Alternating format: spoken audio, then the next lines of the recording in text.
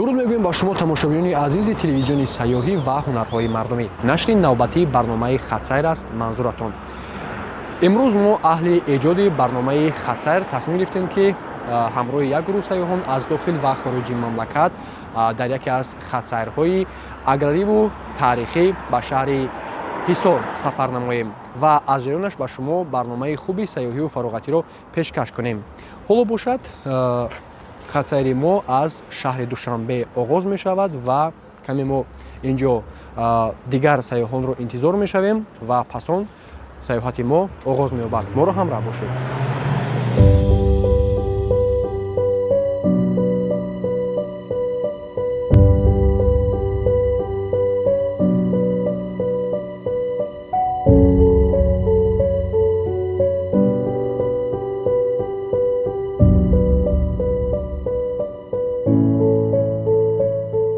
субҳи зебо ки бо ҳавои салқину тоза оғоз шуда буд, бо шодии сайёҳон аз дидор бо ҳамдигар ранги дигар гирифт. оҳиста оҳиста онҳо аз ҳар гӯшаи Душанбе назди нақлиёт ҷамъ меомаданд. дар ибтидо эҳсос мешуд ки гӯё ин гурӯҳи 12 нафара қабл аз ин ҳам шояд борҳо бо ҳам сайр карданд, зеро суҳбатҳояшон бо шӯрушавқ ва самимият буд. эҳсоси дӯстии ногузастанӣ фазоро пур мекард. мо низ умедворем ки ин хатсайр барои онҳо як имкони хуби шиносоӣ бо таъриху фарҳанги тоҷикон хоҳад буд, чун аз андешаҳояшон пайдост, Тоҷикистон аллакай бо манзараҳои дилфиребу гуногунии бои табиаташ ба дилҳояшон ҷойи хос пайдо кардааст. ҳамин ки ҳама ҷамъ шуданд, хатсайри мо ба самти ғарб ҷониби шаҳри Ҳисор равона шуд.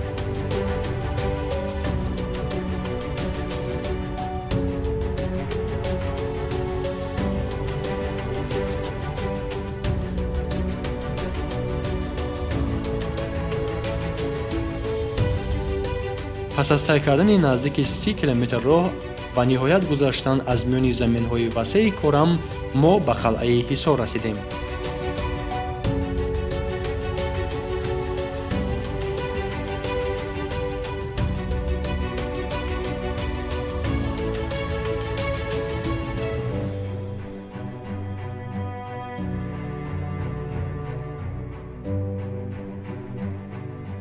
бинандагони азиз, инак пас аз омадан расидан ба қалъаи Ҳисор, мо ҳамроҳи гурӯҳи сайёҳон аз мадраса дидан мекунем ва пас он сайёҳати худро боз ба қалъаи шаҳри Ҳисор идома хоҳем дод. тавре ки шоҳид шудем, саҳни ин манунгоҳ воқеан ҳам хеле аз пур аз сокинону меҳмонон сайёҳон аз дохил ва хориҷи мамлакат аст ва ҳар як сайёҳ, меҳмоне ки ба ин ҷо меояд, ҳамроҳи ӯ як роҳбалад вобаста мешавад, то ин ки аз таъриху аз фарҳанги он давра барои ӯ маълумот диҳанд ва ӯро бо ҳамон ёдгориҳои таърихии ин шаҳрак ошно созанд.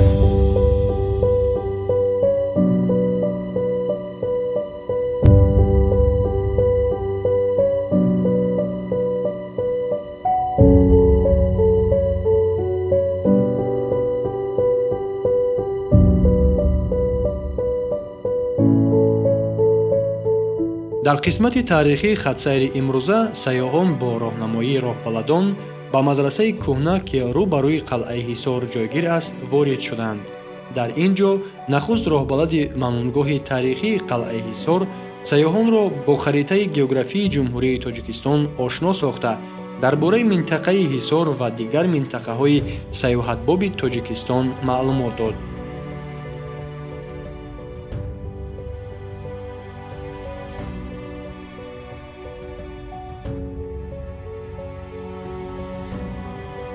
дар идома сайёҳон аз дигар нигораҳои осорхонаи мадрасаи кӯҳна дидан намуда фаҳмиданд ки ин шаҳр чӣ нақши муҳимро дар ташаккулёбии таърихи Тоҷикистон бозидааст.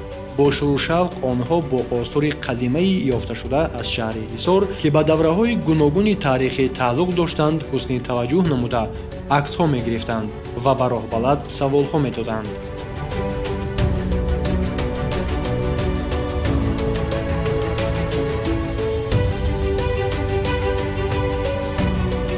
баъдан сайёҳон ба якчанд ҳуҷраҳои мадрасаи кӯҳна ворид шуда, ҳар ҳуҷраи тарихии мадрасаро бодиққат тамошо карданд. дар ин намунаи ҳуҷраҳои қадимӣ ашёву ҷиҳозҳое ки замоне барои рӯзгор истифода мешуданд ба намоиш гузошта шуда буд.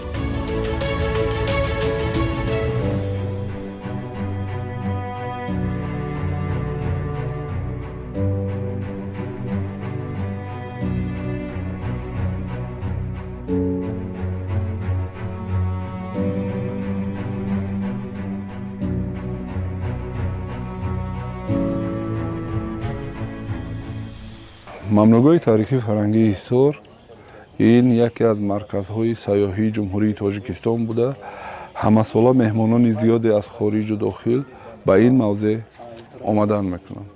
мамнӯгоҳ дорои ёдгориҳои меъмории ҳама давру замон буда, инъикоскунандаи таърихи чандин ҳазорсолаи миллати тоҷик мебошад. имрӯз дар он ҷои шаҳри бостонӣ қалъаи ҳисор осорхонаи таърихист, ки дорои осорҳои тарихӣ аз давраи неолит то асри 20 мебошад. дар 9 моҳи соли 2024 аз мамнӯгоҳи таърихии фарҳангии ҳисор зиёда аз 5000 нафар меҳмонони хориҷӣ ташриф оварданд ва бо таъриху тамаддуни халқи тоҷик ошино шуданд.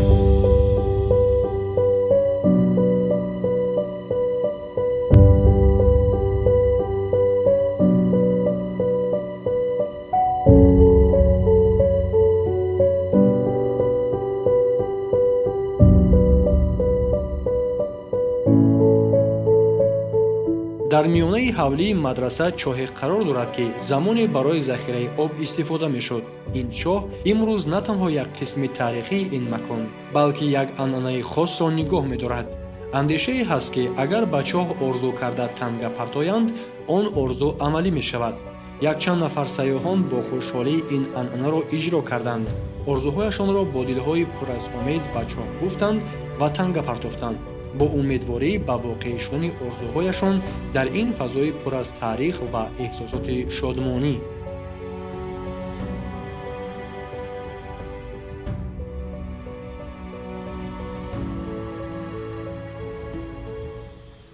Я впервые в Таджикистане. ман маротибаи аввал аст ки дар тоҷикистон қарор дорам. ҳоло мо дохили мадраса шуда маълумоти хубу ҷолиб оиди таърихи он ва умуман таърихи шаҳру қалъаи ҳисор ва таърихи тоҷикистон аз рӯбалад гирифтем. ба мо ҳуҷраҳо ва бисьёр намунаи ашёи истифодашудаи давраҳои таърихиро нишон доданд, ки ин бисьёр ҳам барои ман ҷолиб буд.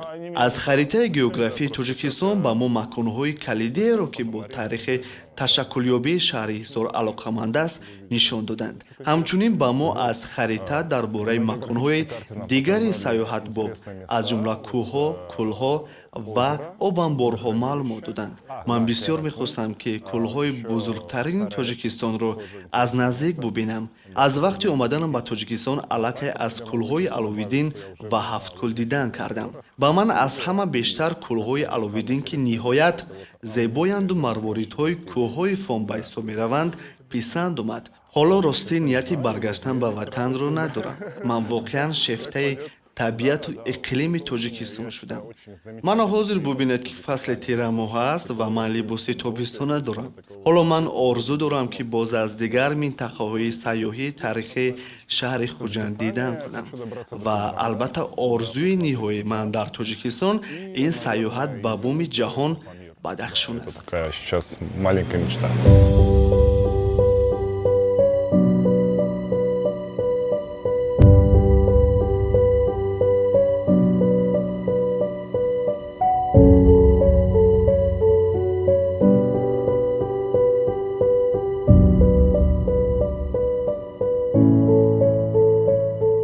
пас аз тамошои мадрасаи кӯҳна сайёҳон вориди қалъаи ҳисор шуданд. ҳар як қадам дар дохили қалъа онҳоро ба таърихи шукӯҳманд ва асрҳои дури гузашта мебурд. дар роҳрави васеъ ва гӯшаҳои пурҷаззоби қалъа сайёҳон бо шавқ либосҳои миллии тоҷикӣ пӯшида дар назди дуконҳои бо меъмории таърихии дохили қалъа аксҳои хотиравӣ мегирифтанд.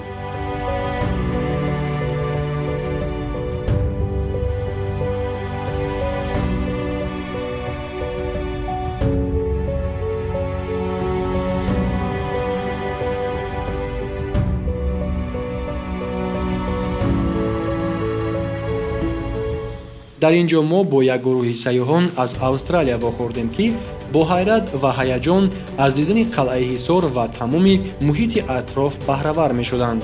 мо бо онҳо ҳамсӯҳбат гардида аз таъсироти омаданашон ба Тоҷикистон пурсун шудем. онҳо бо самимияти хос дар бораи табиати дилфириби Тоҷикистон суҳбат карданд. бештари онҳо аз зебоии кӯҳҳо, осмони соф ва фазои поки атроф ҳарф зада таъкид мекарданд, ки ин кишвар бо табиати худ ва таъсироти фаромӯшнашавандааш дар ёду хотирашон боқӣ хоҳад монд. аз Осиёи марказӣ дидан кардем ва инак 4 рӯз мешавад, ки дар Тоҷикистон қарор дорем. мо ба кӯҳҳо рафтем ва манзараҳои ҷолибро низ дидем. мардуми тоҷик нисбат ба дигар миллатҳо хеле самимию меҳрубон ва меҳмондӯст ҳастанд.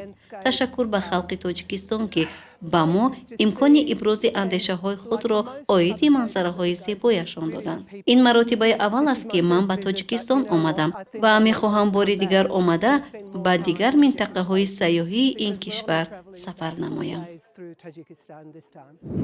ин аввалин сафари ман ба Тоҷикистон аст. ба дигар кишварҳо низ сафар кардам, ҳам ба хотири кор ва ҳам барои сайёҳат. релифи кишвари ман Австралия хеле ҳамвор аст. кӯҳҳои шумо бошад аҷоибанд. ба маънои том аҷибу асрорангезанд. мо қариб аз ҳама манзараҳои нотакрори Тоҷикистон дидан кардем. мардуми ин ҷо ба мо хеле хушмуомила ва самимӣ ҳастанд. ҳатто забони англисиро на чандон хуб донанд ҳам кӯшиш мекарданд бо мо ҳамсӯҳбат шаванд, ки хеле барои мо ҷолибу хотирмон буд.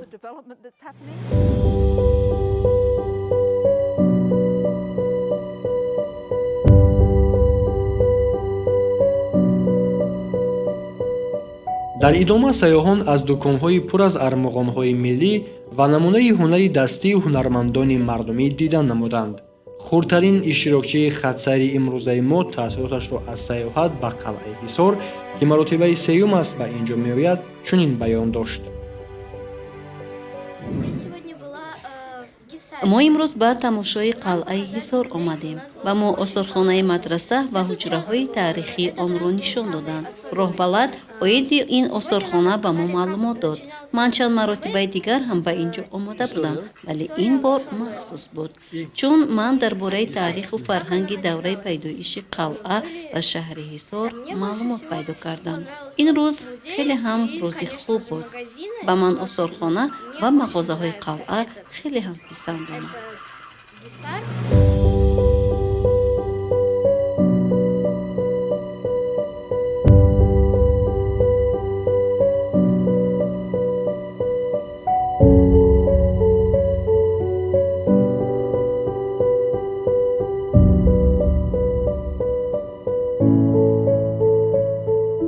пас аз боздид аз қалъаи Ҳисор, сайёҳон ба масҷиди кӯҳна, ки каме поёнтар аз қалъа дар канори роҳ ҷойгир аст, омаданд.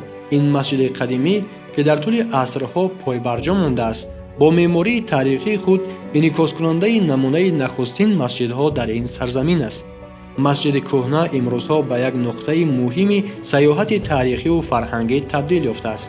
сайёҳон аз сохтори меъмории нозуки масҷид, ки бо санъати миллии тоҷикӣ оро дода шудааст, дидан карда аксҳои хотиравӣ гирифтанд.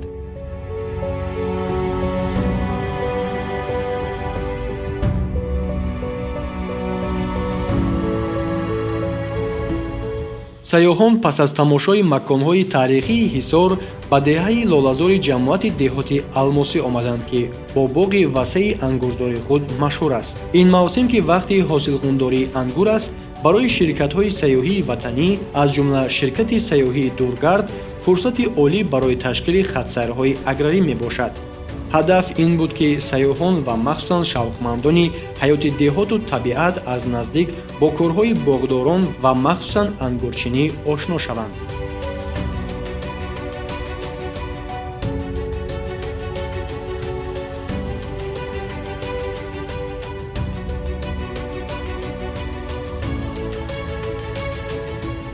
бинандагони азиз, ҳамин тавр пас аз дидан кардан аз қалъаи Ҳисор, яъне қисмати таърихии хатсайри имрӯзаи мо ба поён мерасад ва аз ана ҳамин ҷо инак хатсайри аграрии мо оғоз меёбад ва ҳоло мо дар яке аз боғҳои ангурзори деҳаи лолазори ҷамоати деҳоти алмосӣ шаҳри ҳисор қарор дорем. барои мо ҳамин гуна ба ҳар як сайёҳ пешбанд доданд ва инак мо ба ангурчинӣ оғоз мекунем.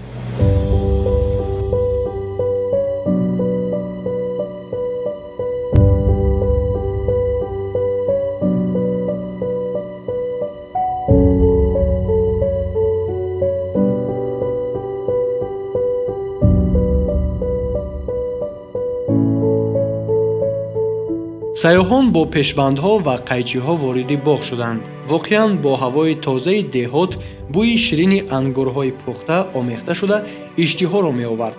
бо шавқу завқ ҳамроҳонамон ба раванди ангурчинӣ ҳамроҳ шуданд. аксарият ки асосан сокинони шаҳрҳо ҳастанд, бо табассум ва ҳаяҷон ангурҳои пухтаро аз навдаҳои токзор мечиданд, аз лаззати он баҳра мебурданд ва ҳам ба чунин қуттиҳои махсус ҷамъ меоварданд.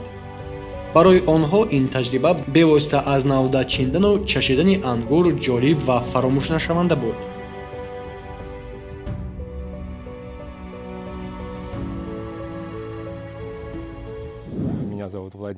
номи ман Владимир. ман аз Тошканд махсус барои чиндани ана ҳамин гуна хушаи ангурҳои хушнамудаи тойфӣ омадам. ин хушаи ҳаҷми миёнааш аст ки ман бардошта тавонистам. аз ин ҳам хушаҳои бузургтарро дар ин боғ вохӯрдан мумкин аст. ин боғи хеле бузурги ангурзор аст. ҳоло бо аҳли гурӯҳ бо шавқ ангур чида истодаем.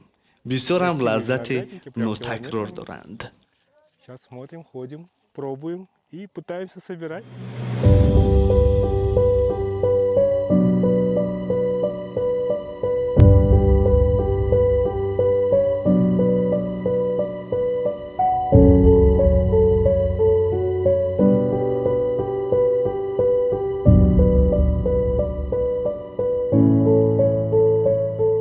табассуми кушоди сайёҳон ва чашмони пур аз ҳайрату хурсандӣ инро ошкор мекард, ки ҳаёти деҳот ва кори боғдорӣ барои онҳо на танҳо як машғулияти нав, балки як алоқамандии ҷолиб ба табиат гардид.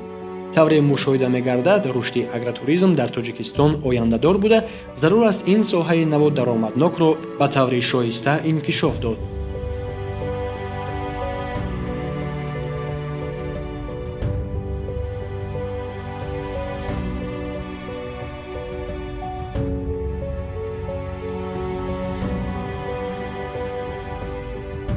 боғе ки ҳозир қарор дорем, ин боғи ангури тойфӣ. ҳамин боғе ки мо қарор дорем 4 гектар боғ аст. ҳамҷада 11 саҳмдор ма тақсим карда додагӣ, 50 сотиқ мана дар мо вобаста шудагӣ. ҳар сол мо ҳамҷа нигоҳубин мекунем, бо коригар мегирем. вақти мавсими ба бо хай бо одамо кор мекунам, ангур мефурӯшем. хаймана бо ба шаҳри Душанбе, ба ҷумҳурӣ ё ба вай мебаранд. бо одамое ҳаст ки бо мебиён аз мо ангур мебаранд, ба тарафҳои Россия мебаранд. ангури тойфи мо хавози намуна нақс шудагӣ, имсол ҳосил беҳад хуб шудагӣ. хай шукри мана ин истиқлолияту шукри мана ин ободӣ ватану. вақтҳои охир дар ҳамин деҳаи мо барои боғи ангур мана сайёҳон чанд бор шуд мебиянду тамошо мекунанду мана ангур мана ба дасти худашон ҳозир чин содиянд, мана сурат гирифтодияну хеле аз дури боғ ки мераванд ба дасти худашон мечинанду мебаранду. мо ҳар сол бо ҳаракат мекунем ки ҳамин намуди ангура бо мумкин дигар намудошам зиёд кунему, бо ҳамина бисёртар кунему, бо заминҳои бекор хобида бо боғ кунему. ҳамин мардума омадану рафтанашона барои ҳамин дараи зебо манзараи алмосӣ бо бисёртар кунем.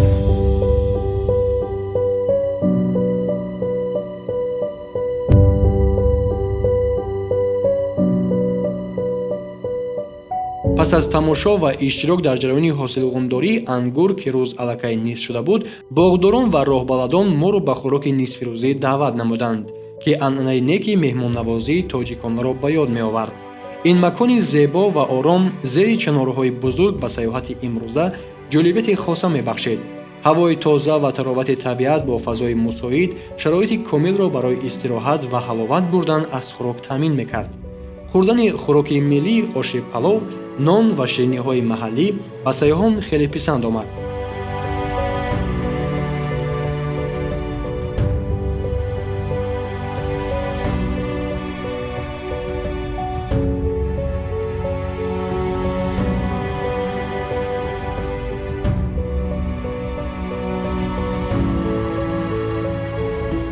сайёҳонро роҳбаладон ба болои теппаи деҳаи Лолазор роҳнамоӣ карданд. Аз болои ин теппа манзараҳои дилфиреб ба самти деҳаҳои атроф ва қаторкӯҳҳои Ҳисор намоён мешуданд.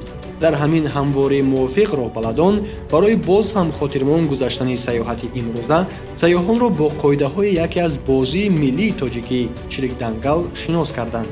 ин бозӣ ки бо қоидаҳои шавқовар тавсиф шуд, диққати сайёҳонро ба худ ҷалб намуд.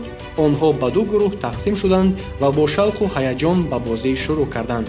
ҳар як даста кӯшиш мекард ки бо риояи қоидаҳои бозӣ ғолибиятро ба даст орад.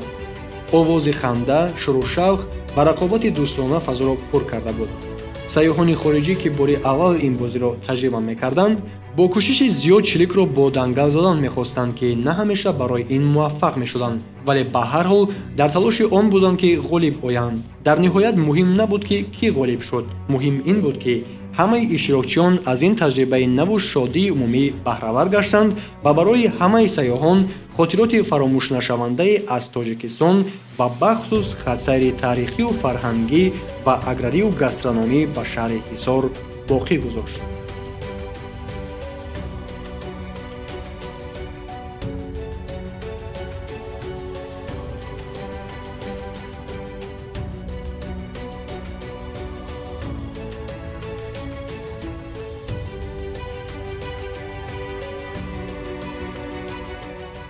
бинандагони азиз, дар ҳамин ҷо нашри навбатӣ барномаи хатсайр аз телевизиони сайёҳӣ ва ҳунарҳои мардумӣ ба поён мерасад.